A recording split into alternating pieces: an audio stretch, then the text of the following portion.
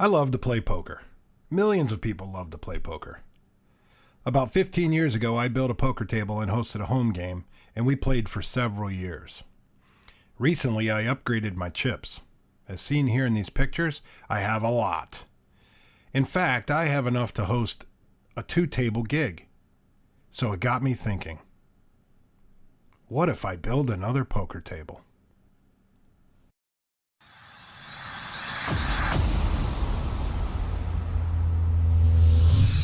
Shut up and sit down. Here's some of the tools we'll be using, but I'll go over them as we use them. Just kind of giving you a picture of what we have. Key points here, 3 sheets of 4x8 3/4 inch plywood and 1 4x8 1/4 inch sheet of plywood with a good A grade surface of birch.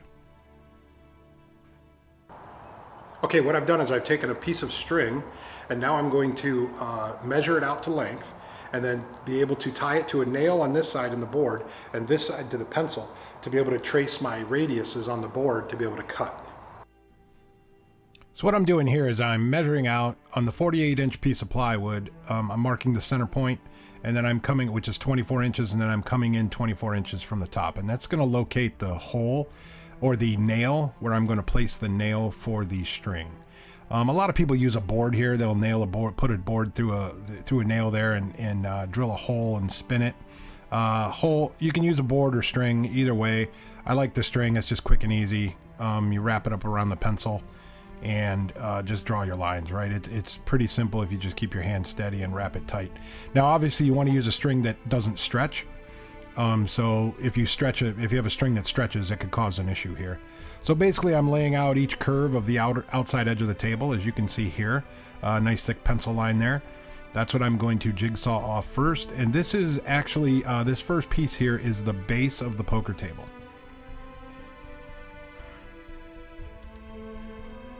I repeat this process on the other end, just to make sure I have a nice, what you would refer to as a oval poker table trace. Now I'm kind of showing a lot of footage here, time lapse, but I'm kind of taking my time in the video here on these several first cuts that I'm making. This is really the critical part of the table. Later on in the video, it'll be on much quicker pace. But I really wanted to show the emphasis of getting these cuts right as you cut the main table and then you go into building the rail out of the other 2 pieces. Word of note here, this jigsaw I'm using is garbage. It was my old jigsaw from when I made the first table 15 years ago, a little Craftsman. It was really rough, changed blades multiple times. You'll see a note coming up here in the video that I ended up getting a new jigsaw, and boy did it make a difference. So make sure you have a good jigsaw. I actually burned this one right out. I destroyed it.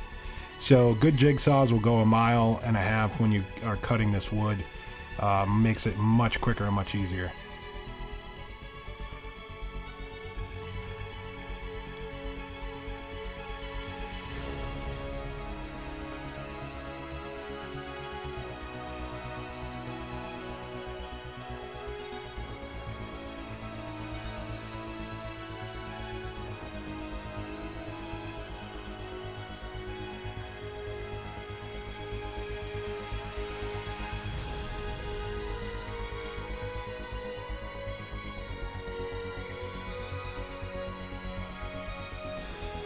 Now, as I'm cutting the ends here, it's important to note that this base will also be the first piece of the rail.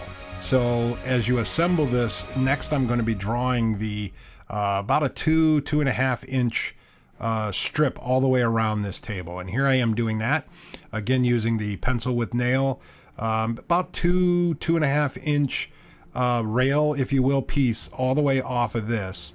And the nice thing about this is you use the jigsaw here and the lines aren't going to be perfectly straight, but you'll just match it back up, right? So you want to orientate left side, right side, or one side, two side, and just draw your lines, cut it, and attach it back to the table eventually once you have your rail built.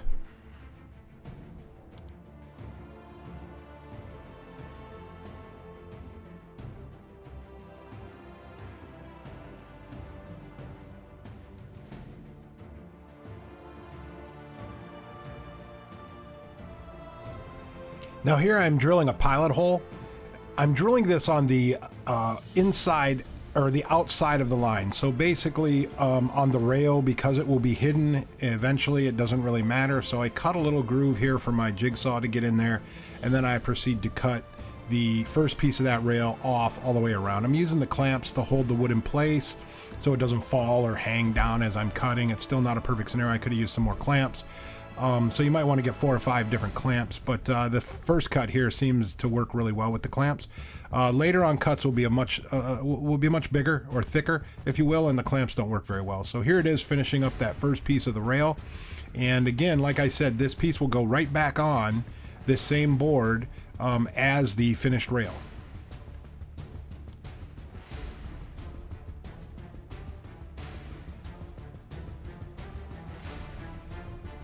Okay, now here I'm grabbing the 1/4 inch piece of birch plywood with it's got one good side on it, and I'm laying the rail that I just cut off, the bottom piece, on top of this. And what I'll be doing is I'll be using this to trace, because I want the 1/4 inch piece to be the same size as this bottom piece of rail, because as you start stacking these pieces on top of each other, you need the dimensions to work out, right? So the Racetrack that will be on the table, this small little strip that I attach to this rail piece of the 1/4 inch plywood will take up that dimension and keep everything level. So it's very important to make sure that you're lining these up as you go, because they will be all stacked together, and I will show you a diagram of that later. So here I am cutting the 1/4 inch piece of plywood, same configuration as the large piece, and then I will go and cut the 2 inch rail out of this to attach to the bottom.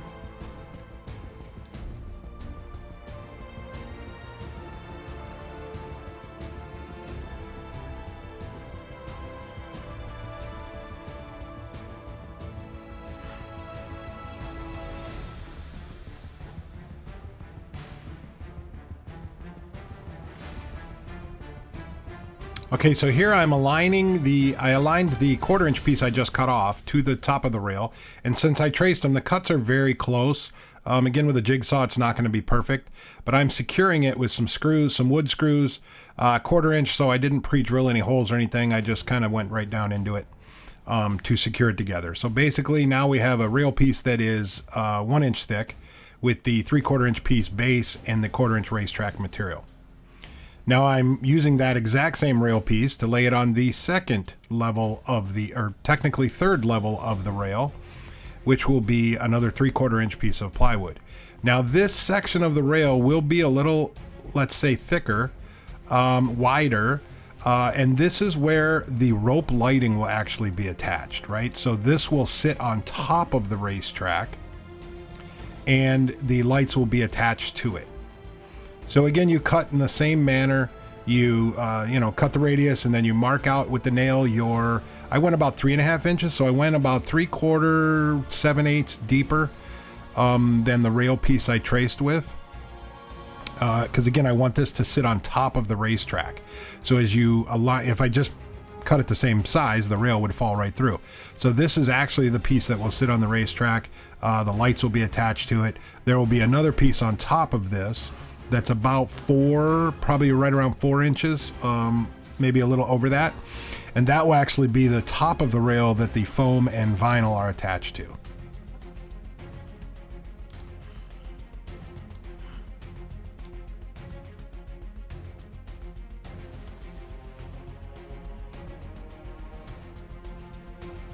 So once again, here I am pre-drilling to get the jigsaw blade into the board. I'm doing it on the outside of the line because again, it'll be hidden behind the lights. So it'll kind of hide any imperfection back there. You'll have some vinyl wrap on it, and then the lights will be attached, hiding it. So I go around and I cut this entire third layer of the rail out, and I will be attaching it to the other piece. So again, as we're stacking these layers, it is building the rail. There is the middle piece there, what I would call the middle piece. So I lay my other piece right on top of it, and you can see kind of in the video here, it's sticking out 3/4 of an inch, maybe an inch, probably 3/4. I'm using some screws here with some pre-drill. So I'm pre-drilling some holes. I'm using 1 inch screws. just to make sure that this rail piece is all attached very well and lined up real good. I don't want it moving ever. So I wanted to attach it very strongly. So there it is. There is the 3 pieces so far. And now once again, I'm getting that fourth layer, the last of the 3/4 inch 4x8 sheets. I lay this on, I do the outside trace, and then I'm going to turn around and again use the pencil to do the 4-inch top layer of the rail. So again, nothing new. You're basically repeating these steps 3 times, just different lengths or different thicknesses, if you will, to stack and build the rail.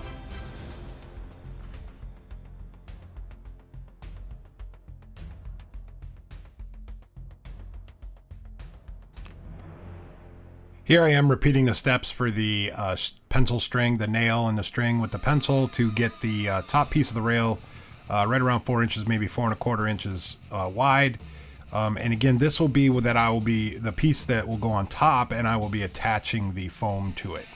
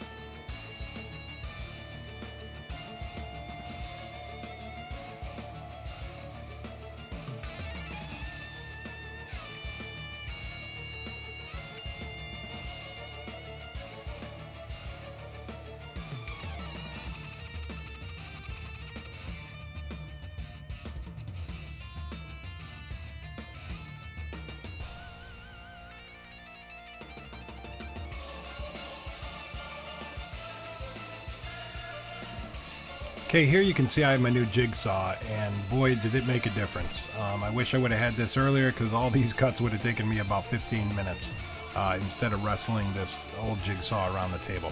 So here's the new jigsaw going through very, very clean, very quick, very nice. So I'm glad I made the investment to get a new one after I burned up the old one.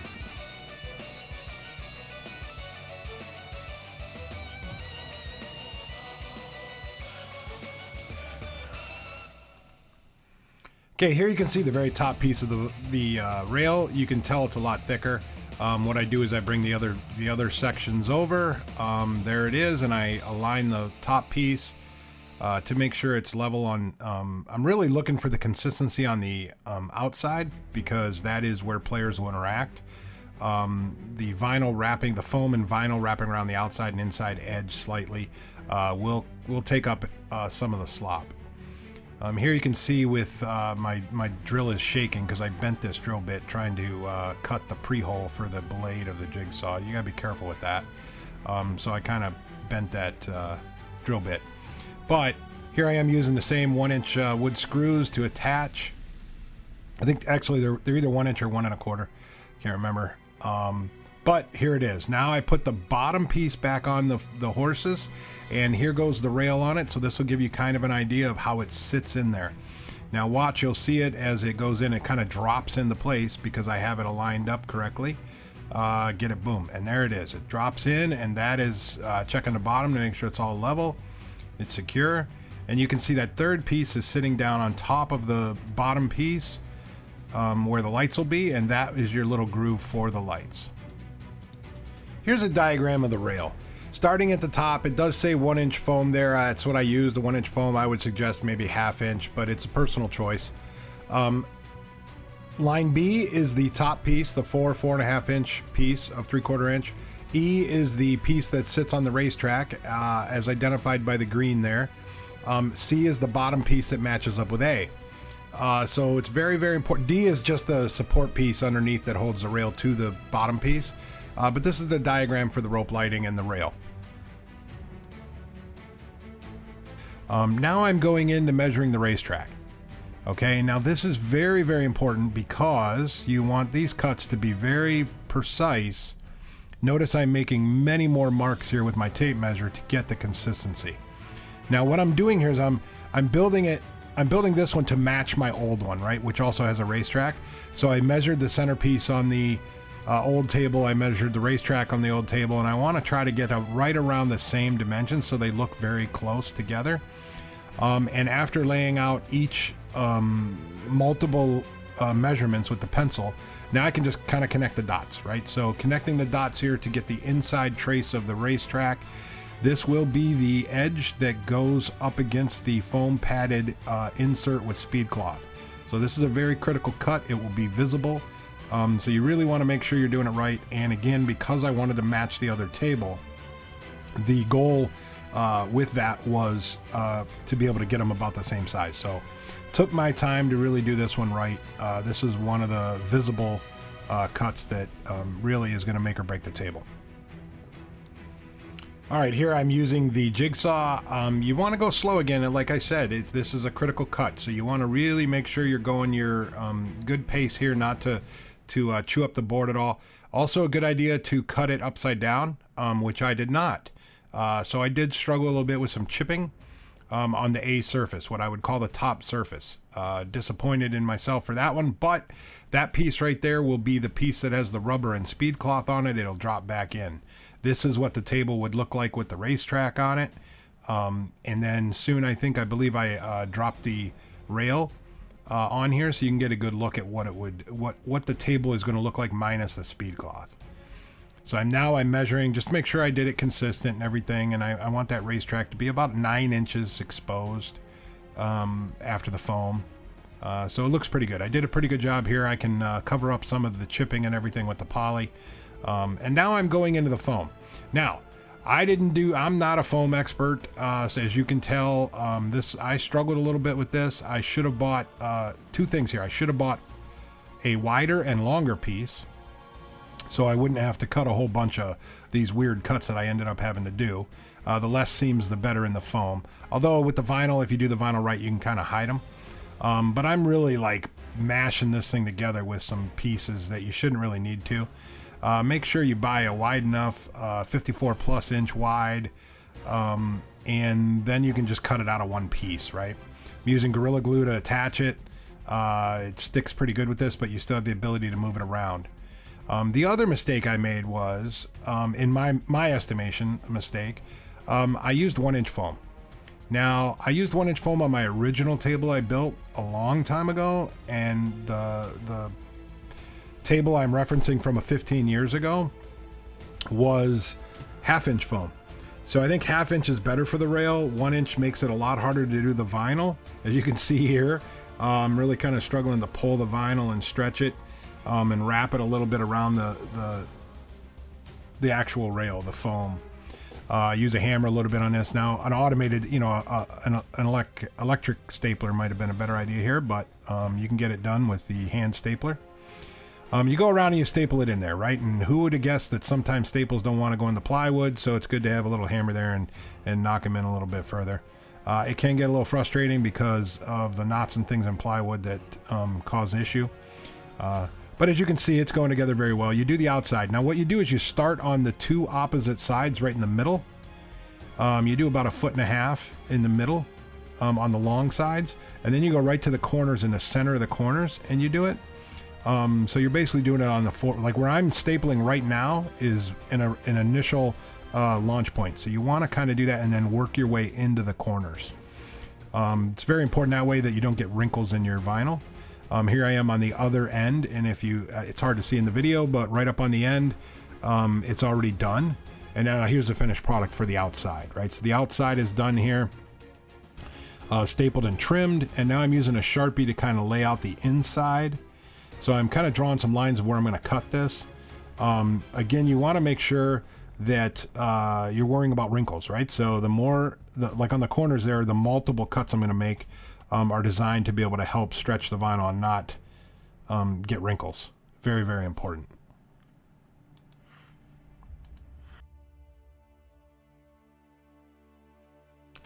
Now, what I'm doing here on these initial cuts is I am purposely leaving it short.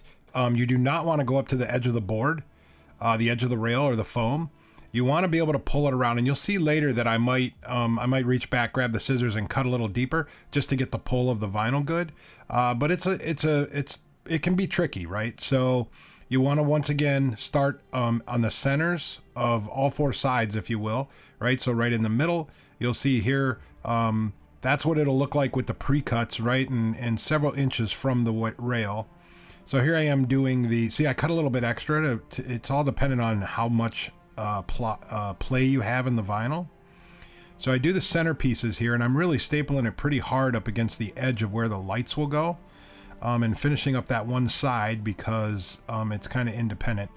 And then I'm taking each little strap that I cut for the corners, as you can see here on the left side, and wrapping them around. So this is the finished product if you do it well. Take your time on this to try to get all the wrinkles out that you can, right? Very important.